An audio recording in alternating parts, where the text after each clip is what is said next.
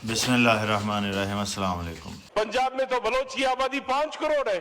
सिंध में तो हम कहते हैं सिंधियों से भी ज्यादा बलोच कौम रहता है वहाँ। ਇਹ ਉਸਮਾਨ ਬਦੀਨੀ ਸਾਹਿਬ ਨੇ ਇਹ ਕਹਿੰਦੇ ਨੇ ਜੀ ਪੰਜਾਬ 'ਚ ਬਲੋਚ 5 ਕਰੋੜ ਨੇ ਤੇ ਸਿੰਧ ਦੇ ਵਿੱਚ ਸਿੰਧੀਆਂ ਤੋਂ ਵੀ ਜ਼ਿਆਦਾ ਨੇ ਤੇ ਆਪਣੀ ਇਸ ਗੱਲ ਦਾ ਹਵਾਲਾ ਨਹੀਂ ਦਿੰਦੇ, ਆਂਦੇ ਨੇ ਆਪਣੀ ਗੱਲ ਦਾ ਹਵਾਲਾ ਅਸੀਂ ਆਪ ਹੀ ਹਾਂ। ਤੇ 1941 ਦੀ ਮਰਦਮਸ਼ੁਮਾਰੀ ਜਿਹੜੀ ਅੰਗਰੇਜ਼ ਨੇ ਕੀਤੀ ਸੀ ਉਹਦੇ ਵਿੱਚ ਮੁਸਲਮਾਨ ਸਨ ਸਿੰਧ 'ਚ 32 ਲੱਖ, ਵਿੱਚੋਂ 7.5 ਲੱਖ ਬਲੋਚ ਸਨ। ਤੇ ਉਹ 7.5 ਲੱਖ ਨੂੰ ਅੱਜ ਦੇ ਹਿਸਾਬ ਨਾਲ ਜ਼ਰਬ ਦੇ ਦਿਓ ਤੇ ਬਲੋਚ ਤਕਰੀਬਨ 80 ਲੱਖ ਬਣਦੇ ਨੇ। ਬਾਕੀ ਮਾਝਰ ਆ ਗਏ ਨੇ, ਉਹ 1 ਕਰੋੜ 30 ਲੱਖ, ਪਠਾਨ 30 ਲੱਖ, ਪੰਜਾਬੀ 25 ਲੱਖ, ਹਿੰਦੂ ਜਿਹੜੇ ਸਿੰਧੀ ਨੇ ਉਹ 50 ਲੱਖ ਰਹਿ ਗਏ ਨੇ। ਉਦੋਂ ਹਿੰਦੂ 12 ਲੱਖ ਸਨ, ਬਾਕੀ ਕੁਛ ਇੰਡੀਆ ਟੁਰ ਗਏ।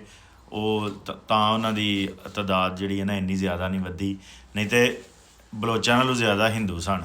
ਅੱਜ ਬਲੋਚ ਤਾਂ ਵੱਧ ਗਏ ਨੇ ਕਿਉਂਕਿ ਬਲੋਚ ਸਾਰੇ ਮੁਸਲਮਾਨ ਸਨ, ਉਹ ਪਾਕਿਸਤਾਨ 'ਚ ਹੀ ਰਹਿ ਗਏ। ਹਿੰਦੂ ਟੁਰ ਗਏ, ਹਿੰਦੂ ਬਲੋਚਾਂ ਤੋਂ ਘੱਟ ਗਏ ਨੇ, ਲੇਕਿਨ ਹੈ ਦੋਵੇਂ ਹੀ ਸਿੰਧੀ ਨੇ। ਬਲੋਚ ਵੀ ਸਿੰਧੀ ਨੇ, ਬੋਲਦੇ ਨੇ, ਤੇ ਹਿੰਦੂ ਵੀ ਸਿੰਧੀ ਬੋਲਦੇ ਨੇ, ਤੇ ਸਮਾਰਟ ਵੀ ਸਿੰਧੀ ਬੋਲਦੇ ਨੇ। ਤੇ ਜਿਹੜੇ ਸਮਾਰਟ ਸਿੰਧੀ ਨੇ, ਜਿਹੜੇ ਜਮੂਟ ਰਾਜਪੂਤ, ਜੱਟ ਰਾਜਪੂਤ ਨੇ, ਉਹ 2 ਕਰੋੜ ਤੇ 70 ਲੱਖ ਨੇ। ਤੇ ਬਦੀਨੀ ਸਾਹਿਬ ਦਾ ਹਵਾਲਾ ਕੀ ਹੈ ਕਿ 1931 ਦੀ ਮਰਦਮਸ਼ੁਮਾਰੀ ਹੈ, 41 ਦੀ ਮਰਦਮਸ਼ੁਮਾਰੀ ਹੈ, ਮੌਜੂਦਾ ਮਰਦਮਸ਼ੁਮਾਰੀ ਹੈ, ਕਿਸ ਹਵਾਲੇ ਨਾਲ ਕਹਿ ਰਹੇ ਨੇ ਜੀ ਸਿੰਧੀ ਸਮਾਰਟ ਸਿੰਧੀਆਂ ਨਾਲੋਂ ਬਲੋਚ ਜ਼ਿਆਦਾ ਨੇ, ਬਗੈਰ ਹਵਾਲੇ ਤੋਂ।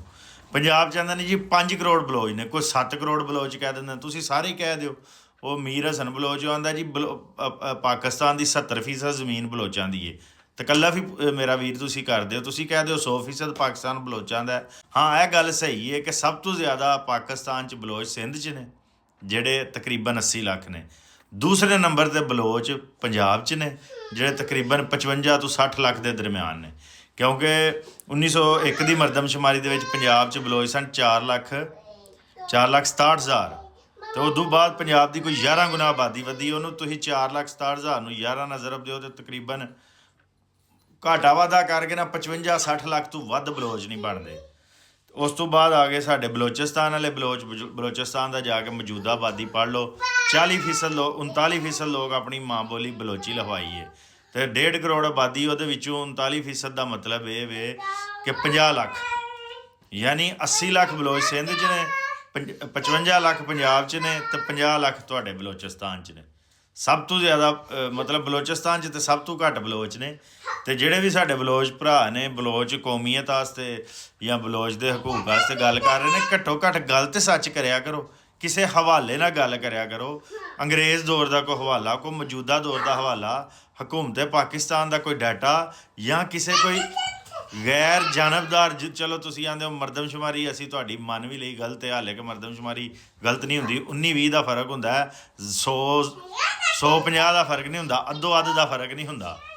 ਅਤੇ ਤੁਸੀਂ ਕੋਈ ਹਵਾਲਾ, ਤੁਸੀਂ ਕੋਈ ਆਪਣੇ ਤੌਰ 'ਤੇ ਕੋਈ ਗਿਣਤੀ ਕੀਤੀ ਹੈ, ਜਾਂ ਕੋਈ ਗੈਰ ਜਾਨਬਦਾਰ ਕੋਈ ਤਨਜ਼ੀਮ ਹੈ ਜਿਹਨੇ ਕੋਈ ਡਾਟਾ ਕਲੈਕਟ ਕੀਤਾ, ਉਹਦੀ ਬੁਨਿਆਦ ਕਿ ਤੁਸੀਂ ਬਲੋਚ ਹੋ ਅਤੇ ਤੁਹਾਨੂੰ ਝੂਠ ਮਾਰਨ ਦਾ ਹੱਕ ਹੈ। ਅਤੇ ਜਿਹੜੇ ਬਦੀਨੀ ਸਾਹਿਬ, ਜੇ ਵੱਡੇ ਬੰਦੇ ਜਿਹੜੇ ਅਸੈਂਬਲੀ ਦੇ ਮੈਂਬਰ ਨੇ, ਉਹੀ ਜੇ ਝੂਠ ਮਾਰਨਗੇ ਤਾਂ ਆਮ ਜਿਹੜਾ ਬਲੋਚ ਹੈ ਉਹ ਵਿਚਾਰਾ ਸੱਚ ਤੱਕ ਕਿਵੇਂ ਪਹੁੰਚੇਗਾ। ਅਤੇ ਇਹ ਝੂਠ ਮਾਰਨਾ ਛੱਡ ਦਿਓ ਕਿ ਪੰਜਾਬ ਦੇ ਵਿੱਚ 5 ਕਰੋੜ ਬਲੋਚ ਨੇ ਅਤੇ ਸਿੰਧ 'ਚ ਬਲੋਚ ਅਕਸਰੀਅਤ 'ਚ ਨੇ। ਡਾਟੇ ਨਾਲ ਗੱਲ ਕਰੋ ਯਾਰ, ਦਾਦੋ ਸ਼ੁਮਾਰ ਨਾਲ ਗੱਲ ਕਰੋ।